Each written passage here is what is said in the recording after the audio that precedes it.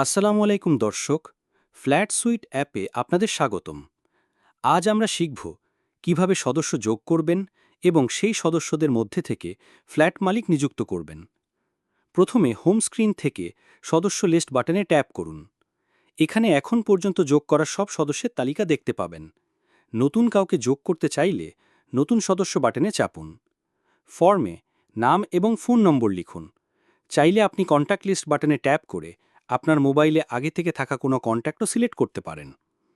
এতে নির্বাচিত কন্ট্যাক্টের নাম এবং ফোন নম্বর স্বয়ংক্রিয়ভাবে ফর্মে বসে যাবে। চাইলে একটি ছবিও যুক্ত করতে পারেন। এখানে একটি বিষয় খেয়াল রাখবেন, সদস্য পদ বা ডেজিগনেশন সিলেক্ট করার সময় সঠিক ভূমিকা বেছে নিন।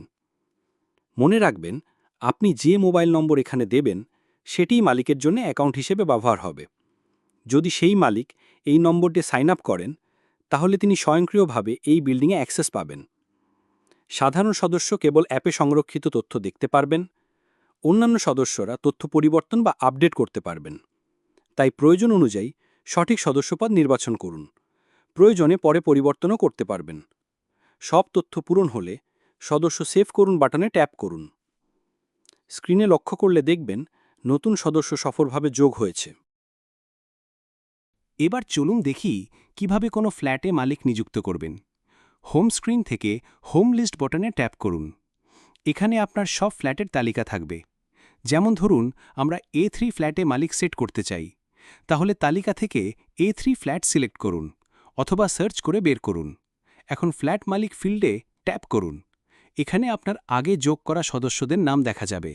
যদি নতুন মালিক আগে সদস্য হিসেবে যোগ না করা থাকে, তাহলে এখান থেকেই নতুন সদস্য বাটনে চাপ দিয়ে তার ফোন নাম্বার ও নাম দিয়ে সদস্য হিসেবে যোগ করতে পারবেন। তালিকা থেকে যাকে এই ফ্ল্যাটের মালিক হিসেবে নিযুক্ত করতে চান তার নাম নির্বাচন করুন। এখন স্ক্রিনে লক্ষ্য করলে দেখবেন সেই ফ্ল্যাটে মালিক নিযুক্ত হয়ে গেছে। এভাবেই খুব সহজে প্রথমে সদস্য যোগ করে পরে যে কোনো ফ্ল্যাটে মালিক নিযুক্ত করতে পারবেন। ফ্ল্যাট সুইট, ফ্ল্যাট ম্যানেজমেন্টের স্মার্ট সলিউশন।